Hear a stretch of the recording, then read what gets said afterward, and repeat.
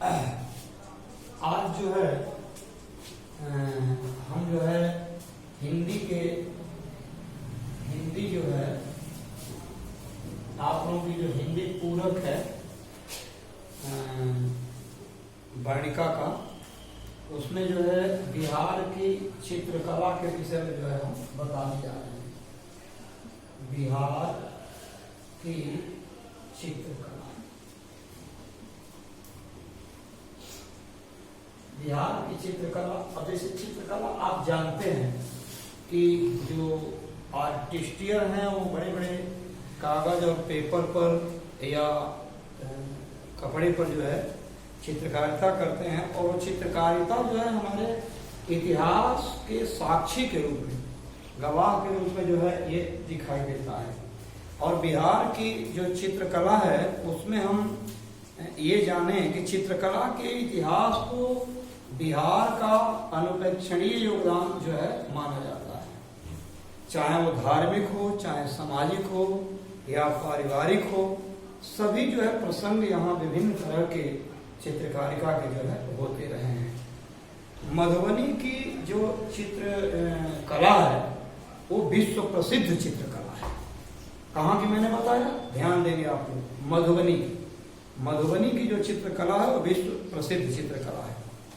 उसमें आप लोग जाने बिहार के भोजपुरी, मगही, अंगिका और बज्जिका क्षेत्रों में भी जो है विभिन्न उत्सव तथा पर्वों पर जो चित्रकारिता होती है, जैसे मूर्ति निर्माण की परंपरा है, उस पर आज भी जो है मानव जीवित है।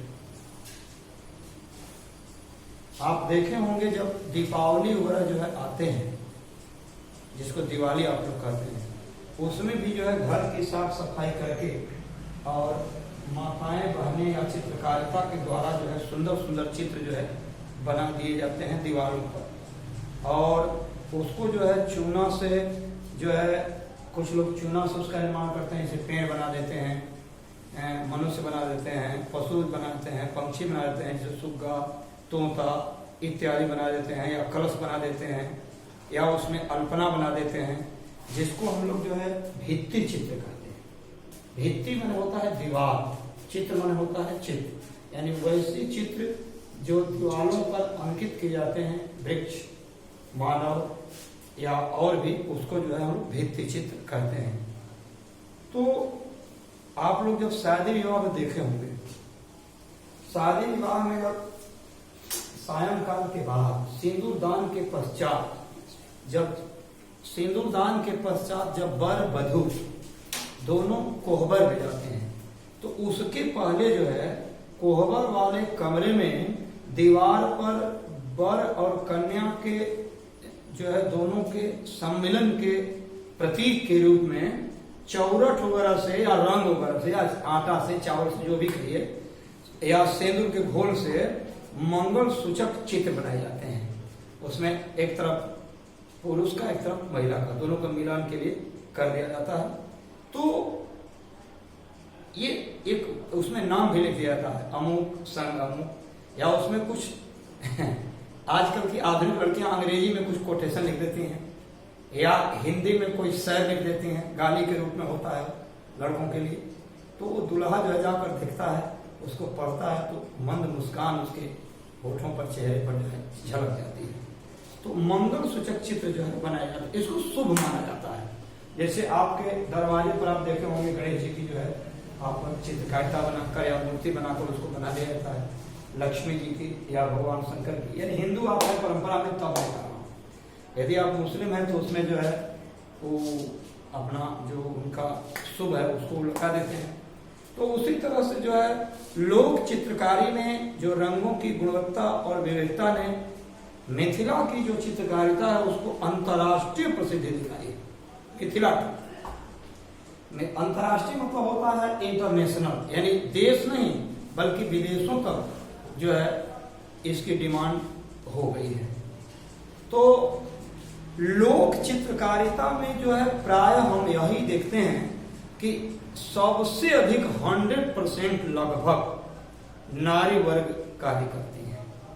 माने मैं ऐसा नहीं कह रहा कि पुरुष वर्ग नहीं करते, परंतु अधिक से अधिक जो है नारियां ही जो हैं इस चित्रकारिता में सबसे अहम भूमिका निभाती हैं। अगर आज पुरुष भी कर रहे हैं तो उनके ऊपर भी जो है उसका प्रभाव नारियों का ही पड़ा है, ये हम निश्चित तौर पर मान सकते हैं। नारी समाज में जो है कपड़ा, रुमाल, बिछावन की चादर, तकिया की खोल, पर्दा आदि पर आप देखे होंगे धागे से जो है दुसुत्ती जो है कपड़ा होता है, उस पर जो है वो बेल बूटा, पक्षी, पशु, देवता, यानी जिस लड़की का जिस चीज पर बहुत ज्यादा उसका जो है अगर झुकाव हो तो उस तरह के चित्र वो बना करके और अपने ससुराल लेकर जो है चली जाती है। उसको कुछ लोग तो शीशा से मढ़वा भी देते हैं, आप लोग जानते हैं इस बात को।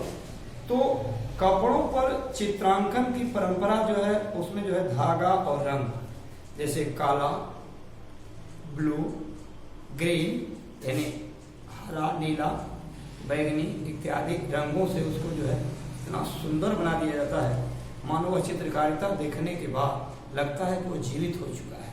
ऐसा महसूस होता है, चाहे तोता का हो, चाहे जो है वो किसी भी वृक्ष का हो, आम वगैरह का हो जो शुभ माना जाता है, या मोर का हो।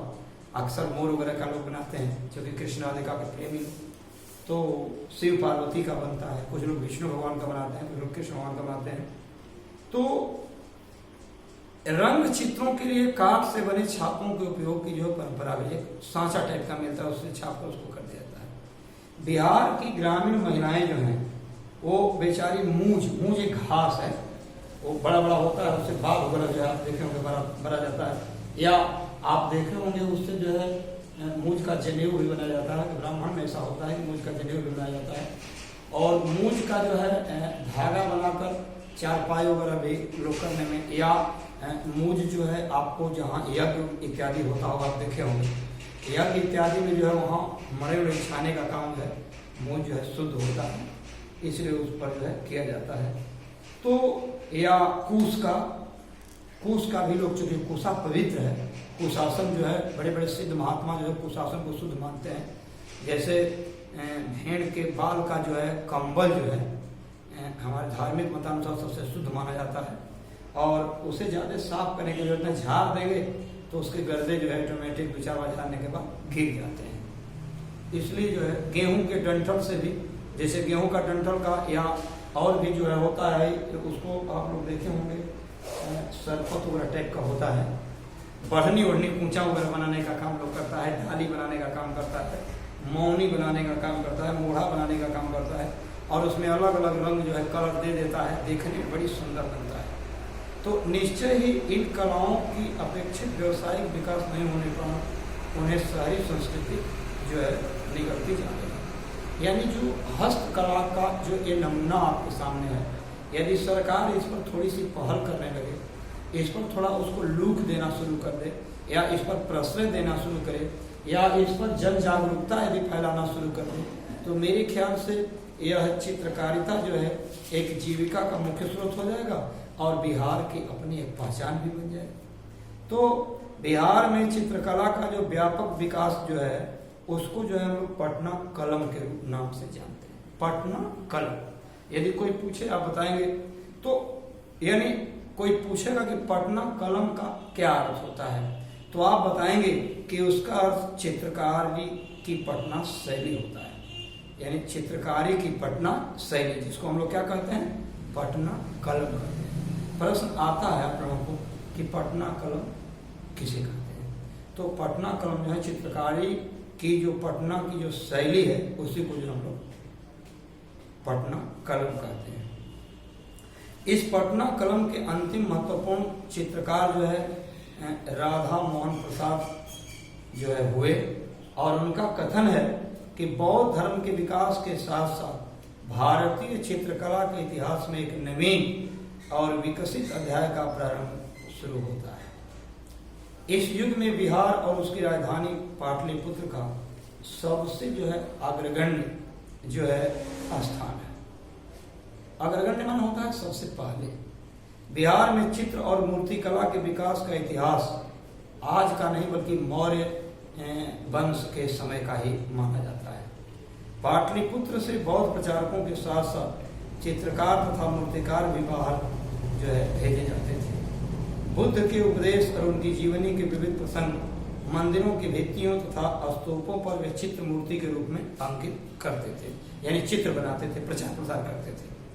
तो बौद्ध धर्म के ह्रास के साथ साथ चित्रकला की धारा भी कमजोर पड़ती गई, यानी धीरे धीरे बौद्ध धर्म के बाद जो धीरे धीरे चित्रकारिता पर लोगों का दिमाग कम गया, क्योंकि आज जो है आधुनिक युग में कंप्यूटराइज छपाई जो है ऐसी चली रही है, ऐसा इतना बढ़िया बढ़िया लुक है, कलर है कि लोग उसी को जो है पसंद करने लगे हैं, उसी से प्रसन्न होने लगे हैं। तो बौद्ध धर्म के जो है उसके बाद सैकड़ों वर्ष तक बिहार का इतिहास चित्रों से खाली जो है दिखाई पड़ता है। जब औरंगजेब था, जो मुगल सम्राट था औरंगजेब, उसके समय में जो है चित्रकार मूर्तिकार की जो जीविकोपार्जन के लिए जो व्यवस्था थी वो प्रमुख नगरों में जो है भेजी जाने लगी। उनमें कुछ पटना भी आए। स्थान परिवर्तन के बावजूद उन्होंने अपनी चित्रकारी नहीं छोड़ी। उनकी चित्रकारी में जो है मूल दिल्ली वाली चित्रकारी की विशेषताएं तो निहित रही, परंतु स्थानीय प्रभाव से कुछ नई विशेषताएं भी हो रही हैं। आप जैसा कि देख सकते हैं, देखिए यहाँ किताब में दिया है श्याम शर्मा जी के द्वारा। यहाँ देखिए, यहाँ जो ये चित्रकारिता जो की गई है, यहाँ ध्यान से देख सकते हैं। चित्रकारिता में जो यानी दिल्ली के बाद में जो पटना की जो शैली है, बिहार की अपनी एक शैली है, वो दुनिया को लोहा मनवा देती है। तो इस तरह से जो है ये चित्रकारिता, यहाँ आप देखिए, यहाँ देखिए ये कैसी मूर्ति बनी है, यहाँ देखिए यहाँ जो मूर्ति बनी है ये कैसे बनी है, देखिए यहाँ जो मूर्ति। तो ये सब चीजें जो है, तो ये श्याम शर्मा जी के द्वारा जो है चित्रांकन किया गया है। मैं अक्सर देखता हूँ कि शर्मा जी लोग यानी जो लोहार जाति के अक्सर चित्रकारिता में प्रवीण होते हैं। कारण उनको जो है ये वंशानुक्रम प्रणाली से प्राप्त होता है गुण, ये वंशानुक्रम प्रणाली से प्राप्त होता है। यही कारण है कि वो अच्छे अच्छे कलाकार जो है पैदा हो जाते हैं। तो इस चित्र शैली का काल जो है लगभग 1760 के आसपास माना जाता है और 1947 तक वो परंपरा के, जब तक देश जो है आजाद नहीं होता तब तक ये जो है चलती रही। पटना चित्र शैली के प्रमुख चित्रकारों में बहुत सारे नाम आते हैं, जैसे जयराम दास जी का, झुमकलाल जी का, फकीर चंदलाल जी का, शिव दयाल भैरव जी, मिर्जा निसार मेहंदी, गोपाल लाल गुरुसहार, सेवकराम कन्हैया लाल, जय गोविंद लाल, सोना कुमारी, महादेव लाल, ईश्वरी प्रसाद वर्मा, ये प्रमुख हैं। विद्वानों ने ईश्वरी प्रसाद वर्मा को पटना कलम का अंतिम चित्रकार माना है। यानी प्रश्न देता है कि पटना चित्रकारिता का अंतिम कलाकार कौन है, तो आपका उत्तर यहाँ जो है यही होना चाहिए, ईश्वरी प्रसाद वर्मा। क्या लिखेंगे आप? ईश्वरी प्रसाद वर्मा जो है अंतिम। परंतु वास्तविकता यह है कि महादेव लाल जी के शिष्य बाबू राधा मोहन प्रसाद और ईश्वरी वर्मा के शिष्य दामोदर प्रसाद अम्बष्ठ ने गुरु परंपरा की उस शैली का अपनी पीढ़ी तक बखूबी जो है निर्वाह, यानी उनके बाद भी परंपरा चली। पटना कलम के चित्रों में विषय के रूप में पशु पक्षी, प्राकृतिक दृश्य, किसान, लघु व्यवसायी, नाई उसको बार बार कहते हैं आप लोग अंग्रेजी में, ठकुराई उसको कहते हैं हम लोग, बढ़ई, लोहार, मूची, तेली, मिस्त्री, गरीब ब्राह्मण, मुनीम, जमींदार आदि के जीवन का कार्य हुआ करते थे। चित्रकारों को स्थानीय जमींदार नवाबों के संरक्षण में मिले थे, परंतु उनके चित्रों के मुख्य ग्राहक अंग्रेज व्यापारी और अधिकारी जो है उनसे प्रस्ताव करके चित्र बनवाते भी थे। तत्कालीन जिलाधिकारी WC आर्चर ने ईश्वरी प्रसाद वर्मा के बनाए 300 चित्र जो है खरीदे थे। आर्चर ने इस प्रथम मधुबनी चित्रकला से अंतर्राष्ट्रीय जगत को जो है परिचय कराया। तो पटना की चित्रकारिता जो है वो निश्चित तौर पर अपने आप में एक बहुत बढ़िया है। बाद में जो है पटना कलम के चित्रों की प्रमुख विशेषता बिहार के वर्ग विभाजित लोगों जीवन का यथार्थ अंकन हुआ करता था। वे चित्रकारिता विभिन्न पौधों के जैसे रस, गोमूत्र, फूल के रस, नीम, गेरू, कोयला, गोंद, बकरी का दूध, कौड़ी, मोती, तांबा, तूतिया, लाजवर, एक रत्न है। ये तैयार रंगों का प्रयोग करते थे, यानी ये अपनी चित्रकारी में प्रकृति तथा खनिज दोनों रंगों का प्रयोग करते थे। वे चित्रकार पीले हाथ पेपर,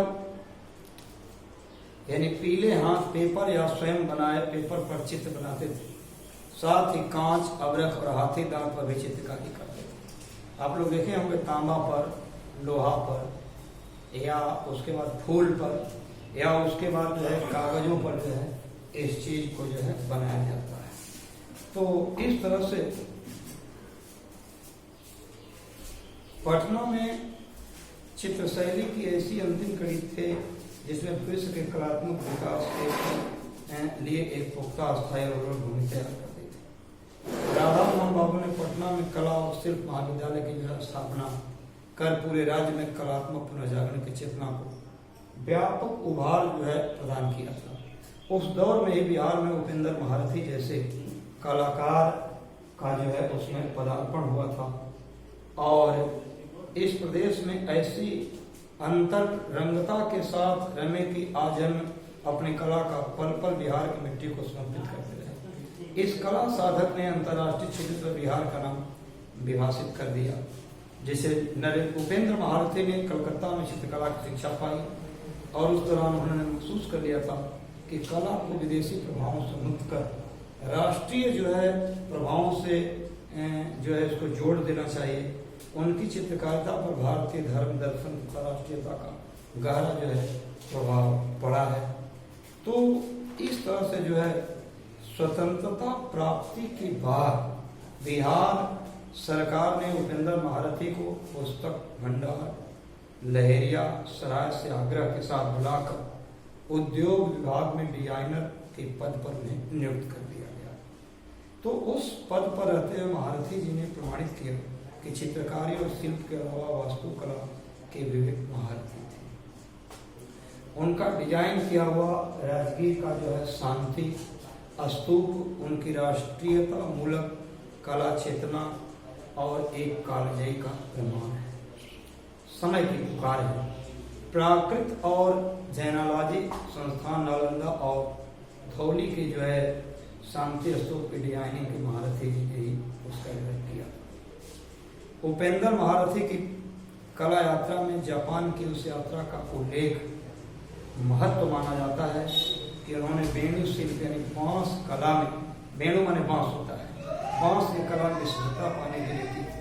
वहां से लौटने के बाद उन्हें राष्ट्रपति भवन के कक्ष को वेणु शिल्प से अलंकृत करने के लिए विशेष रूप से दिल्ली बुलाया गया। चित्रकारी, शिल्पकर्म, अध्ययन और शोध उपेंद्र महारथी के व्यक्तित्व की ये चार विशेषताएं। महारथी जी चित्रकार श्याम शर्मा की भांति कविता तो नहीं लिखते थे, परंतु कला से संबंधित लेखन और कथा साहित्य रचना जरूर करें। वैशाली की लिच्छवी, बौद्ध धर्म का अध्यात्म और इंद्रगुप्त जैसी पुस्तकों के अलावा जापानी वेणु शिल्प पर उन्होंने एक स्वतंत्र पुस्तक भी लिखी है। चित्रकार श्याम शर्मा का कहना है बिहार में कला, कर्म और शिल्प जो धर्म है उसका वास्तविक उन्नयन महारथी जी के द्वारा ही किया गया। अब देखिए राधा मोहन बाबू के साथ पटना कलम का जो अंत माना जा सकता है, यानी उसकी चित्रकारी का अंत माना जा सकता है। उसके बाद जिन कलाकारों ने बिहार में कला, कर्म और शिल्प धर्म को बहुआयामी आधुनिकता तथा प्रयोगात्मकता नवीनता से युक्त किया, उनके सर्वाधिक महत्वपूर्ण नाम जो है श्याम शर्मा का ही माना जाता है। अत्यंत स्नेही, प्रेमी स्वभाव के सरल सहज व्यक्तित्व वाले शर्मा जी का जो जन्म है 1941 ईस्वी में हुआ था जो है मथुरा में। कला तथा शिल्प महाविद्यालय लखनऊ में वहाँ के प्राध्यापक जयकृष्ण अग्रवाल की देखरेख में छापा जो है कला से सभ्यता प्राप्त करने के बाद शर्मा जी पटना और वहाँ के कला और शिल्प महाविद्यालय में जो है छापा कला के विशेष रूप में अध्यापन करने लगे। नियुक्ति के लिए श्याम शर्मा का साक्षात्कार स्वयं जो है उपेंद्र महारथी ने जो है दिया। इस तरह से राधा मोहन बाबू और उपेंद्र महारथी दृश्य चित्र तथा आकृति के चित्रकारी थे, जबकि श्याम शर्मा जो है ने अपनी छापा कला से विचारों अनुभूतियों को प्रभावित जो है करके उसका अंकन किया। उनके चित्रों में अपने समृद्ध अतीत के प्रति यानी इतिहास के प्रति एक गहरा लगाव माना जाता है। एक बार कैलिफोर्निया में वहाँ के कला विभाग के प्रोफेसर कोनार्ड हस्टिंगसन ने श्याम शर्मा के चित्रों जो में प्राचीनता के प्रति विशेष लगाव को देखकर उनसे पूछा था कि क्या आप पुरानी आकृतियों का प्रयोग करके अपने अतीत की संस्कृति क्या पुनर्स्थापित जो है करना चाहते हैं। तो श्याम शर्मा जी का उत्तर था कि मेरी परंपरागत आकृतियाँ चाशनी में पकी हुई गोली के समान है जो दर्शकों को अपने अतीत के बारे में सोचने को बाध्य कर देती है। पुनर्स्थापित करने के लिए ही नहीं, निश्चय ही श्याम शर्मा के चित्रों में विचारों भावों की जो प्रधानता का ही परिणाम है कि उनकी मानवीय तस्वीरें भी जो है वैचारिकता के चलते श्रृंखला के रूप में अभिव्यक्त हुई। तो उन्होंने आपातकाल और जयप्रकाश नारायण शीर्षक से एक श्रृंखला बनाई थी, एक कड़ी बनाई थी, एक उसका जो है रूपरेखा तैयार किया था जिसकी प्रदर्शनी जो है पटना में लगी हुई थी। परंतु अफसोस की बात है, दुर्भाग्य की बात है कि आज इस कला को बिल्कुल नगण्य के रूप में माना जाता है और इसको जो है सरकार के द्वारा भी कोई इस पर ध्यान नहीं दिया जाता। इस तरह से यह पाठ पूर्ण रूप से समाप्त होता है। बहुत बहुत धन्यवाद।